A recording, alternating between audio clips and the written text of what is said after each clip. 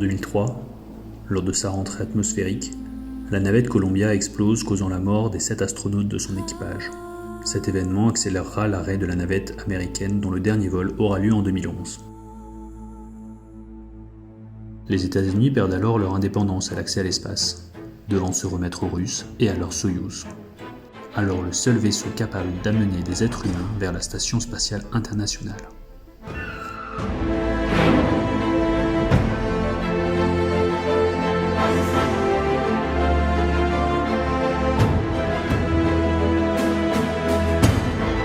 Bonjour à tous et bienvenue sur Connaissance.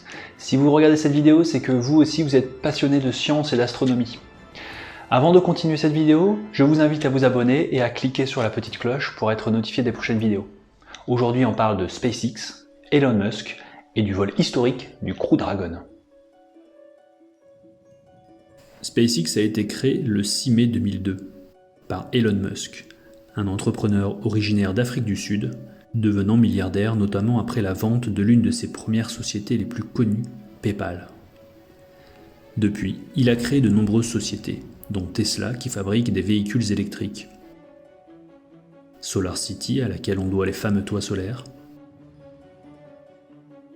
The Boring Company qui creuse actuellement des tunnels sous la ville de Los Angeles, ou encore Neuralink, une société spécialisée dans les neurotech qui développe des implants neuronaux destinés à créer un humain bio-augmenté. Les ambitions d'Elon Musk sont claires. Sauver l'humanité de sa propre extinction en créant une humanité multiplanétaire basée sur les énergies renouvelables. SpaceX étant l'entreprise qui permettra à l'humanité de quitter la Terre et de coloniser la planète rouge.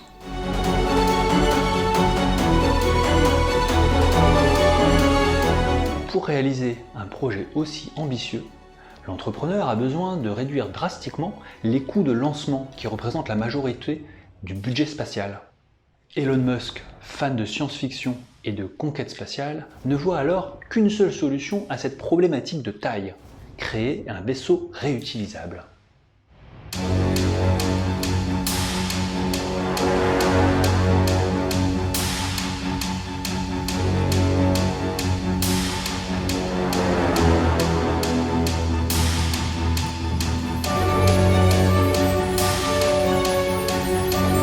Alors qu'il clame haut et fort ses ambitions, tout le monde le prend pour un fou, et les échecs sont très nombreux.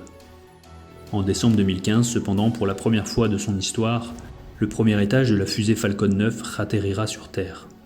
Et quelques mois plus tard, en avril 2016, SpaceX réitérera l'exploit sur une barge flottante. En quelques mois, SpaceX est passé du statut d'amateur à celui d'acteur majeur sur le marché des lanceurs spatiaux.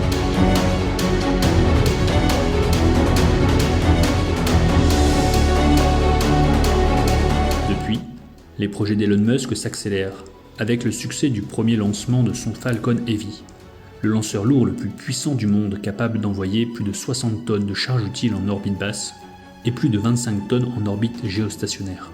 5, 4, 3, 2, 1, 0. Ignition.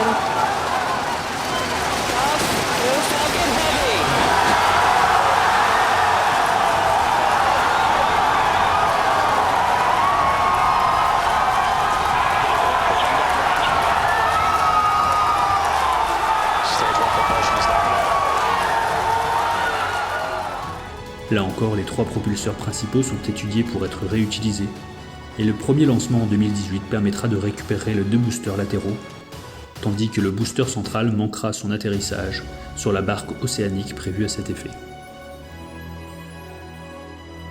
À son habitude, Elon Musk ne fait pas les choses comme tout le monde.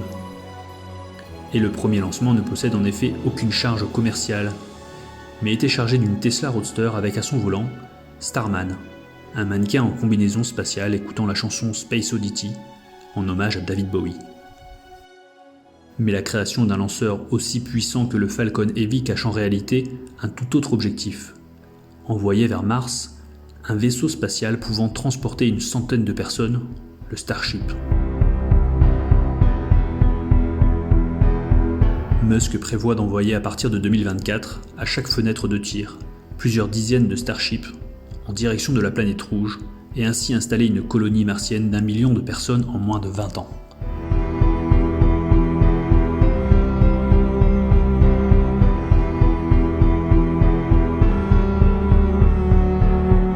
Pour financer ces projets, le fondateur de SpaceX s'est rapproché de l'institut spatial bénéficiant du plus gros budget au monde, la NASA.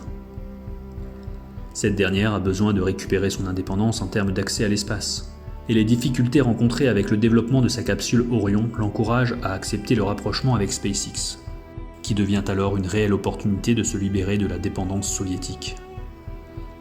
C'est alors un contrat de plusieurs milliards de dollars qui sera signé entre la NASA et SpaceX pour développer le Crew Dragon. Un vaisseau monté sur une Falcon 9, capable d'emporter 7 astronautes et 6 tonnes de fret vers la Station spatiale internationale. L'accès à l'espace qui n'a pas évolué depuis 50 ans fait alors un bond de géant, avec des combinaisons spatiales dignes des meilleurs films hollywoodiens.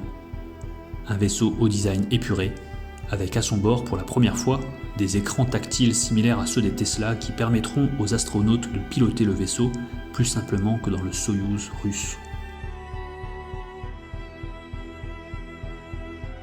Entre-temps, Elon Musk aura obtenu en 2016 de la NASA le mythique pas de tir 39A, situé à Cap Canaveral en Floride, et qui a vu décoller les missions Apollo ainsi que la navette spatiale.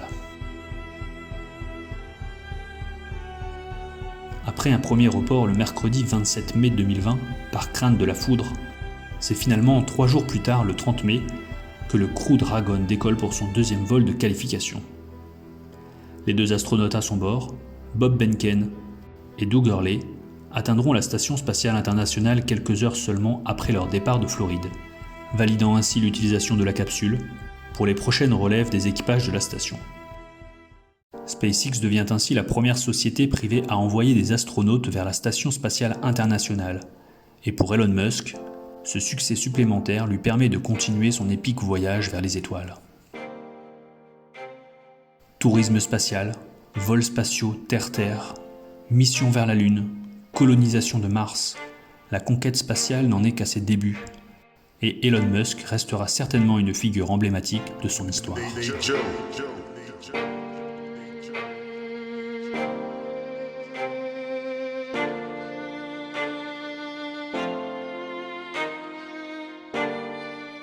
Avant de terminer cette vidéo, je vous laisse avec ces fantastiques images prises depuis la Station spatiale internationale.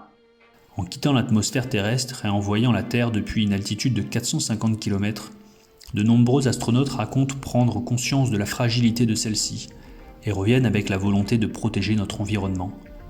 En 2016, l'astronaute français Thomas Pesquet a été nommé ambassadeur de l'UNICEF pour le changement climatique et l'accès à l'eau potable. Pendant ses séjours en orbite, il a également publié de très nombreuses photos de la Terre sur les réseaux sociaux afin de sensibiliser le public à la cause environnementale. Merci d'avoir regardé cette vidéo jusqu'au bout. C'est toujours un plaisir de partager avec vous sur un sujet aussi passionnant que la conquête spatiale. N'oubliez pas le petit pouce en l'air pour m'encourager et surtout, continuez à apprendre et à vivre vos passions.